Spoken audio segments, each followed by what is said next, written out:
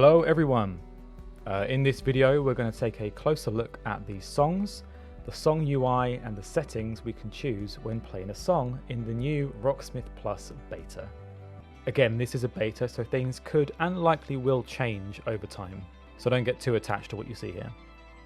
So the first thing, as you may or may not know, Rocksmith Plus will feature a subscription. As far as I know, this is required, but more on that in another video, likely. But with your subscription, you'll have access to every single song they release in Rocksmith Plus, and lessons and tutorials and feature updates and so on.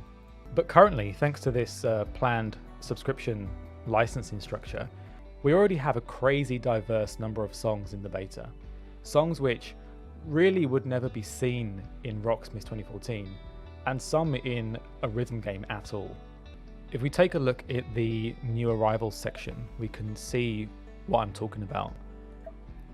First of all, there's clearly lots of non-English songs, so hopefully there's going to be more attention to a more worldly audience this time around.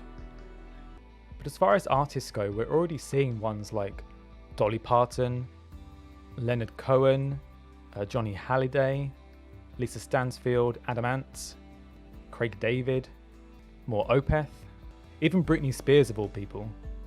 And there's still more. We have some Johnny Winter, some Jeff Beck, Eddie Money, some Mudvayne, Elvis, and even Weird Al. I mean, that's crazy. I'm really impressed by how diverse it is already, and can see it getting even bigger and even more diverse as time goes on. For this video, let's work on a song that I really love from the original Blacksmith pack.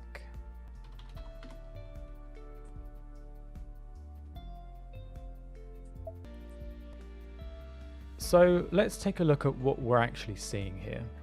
We have the song info, standard stuff. There's the tuning, there's the difficult rating, and who created it. We have the arrangements down here. Currently, this song on the guitar path has a rhythm and a lead arrangement. Here we have the mastery target. So this little arrow is where the game would say I should start, but you are free to adjust this as you like. As it says below, mastery determines how many notes and skills you'll play. Your recommended mastery target, this little squiggly arrow, is based on your performance trends. As your accuracy improves, your recommended target rises. You can set your own mastery up to a max of 100. This is the complete arrangement. So if I crank it to 100, I'm playing the full song, essentially. And then down here, we can see the types of skills we can expect to see in this arrangement. So this rhythm arrangement at the suggested mastery has bar and unique chords. And if we want, we can dive in and see what the chords are. And oh my god, they are unique, aren't they? And what's even cooler is this Chord Explorer when we click on a particular chord, like this A chord, for example. It's a nice interactive way of checking a chord and seeing if you're playing it correctly. Like if I try out this chord, yay, we can see I can play that chord. If we're confused, we can also hear the chord itself. We can also take a peek at the phrase banner for this song too. And if we change to the lead arrangement, we can see these now change to reflect this new arrangement. And it looks like this song has a lot more skills than the last one. If that scares me, I can push the mastery lower, and this will change what skills will be in this level of the song. Okay, let's push it back up and let's jump into the song. Tuning is pretty much the same as before, no real thrills here, except it is just a bit nicer to go through. So let's try that now.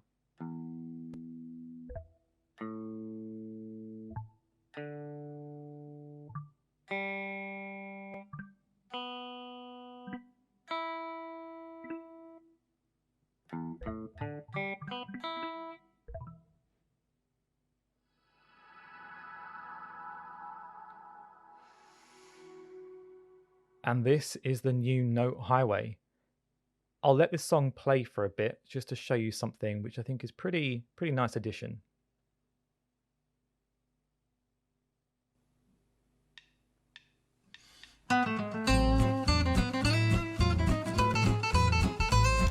Okay, let's pause this. So up in the phrase banner up here, you'll see these white marks. These are what I think are called miss markers. So now for every note or chord you miss, it will show you where in the song, which is a pretty nice addition.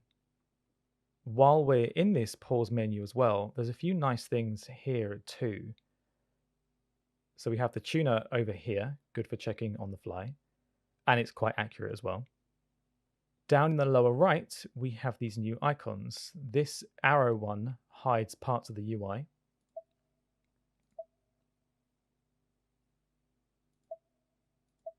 Which I guess could be handy for analyzing a paused highway. This cog is a quick options menu and lets you adjust volume levels and visual lag settings. And the button I think you'll like best is this little rectangle, which at first I thought was like uploading a PDF or something, but it's actually a super tablature mode. So if I resume the song, you'll be able to play Rocksmith arrangements with some actual tablature accompanying it.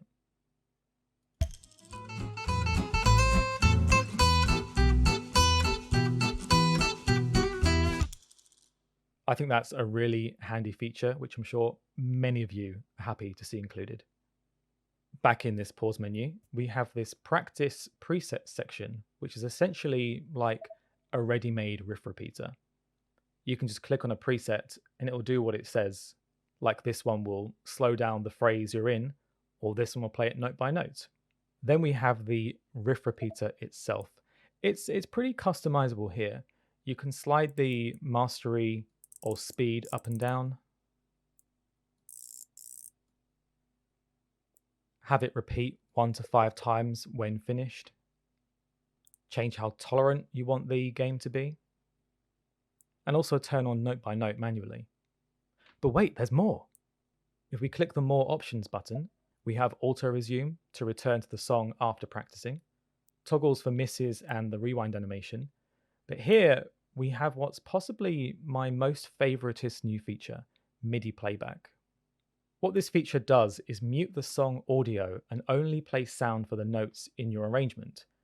So if I turn it on and start a practice, you'll see we're no longer hearing the song, but instead it's been replaced with MIDI notes for the notes I have to play.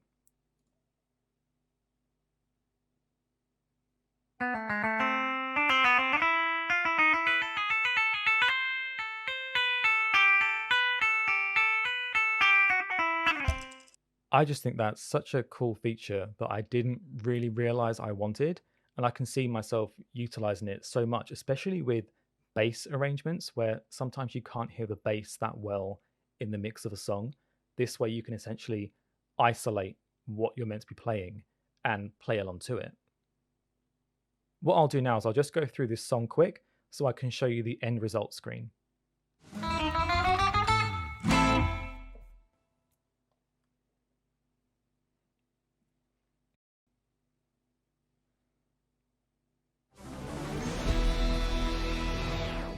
You achieved a new best mastery. Solid progress.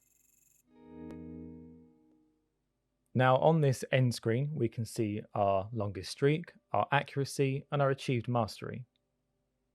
What we can do here is dive back into the riff repeater, or we can see how well we do with our skills in the song by clicking the Skill Review button. So you can see, on the whole, I did not bad. I got 10 out of 11 unpitched slides, 3 out of 3 fret hand mutes, 1 bend, I nailed that bend.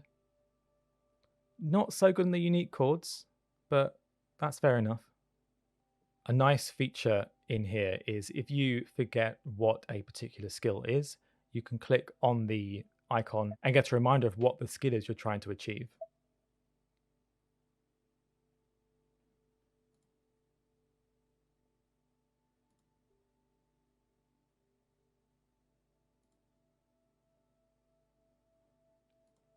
So this was my brief look at the song UI and settings.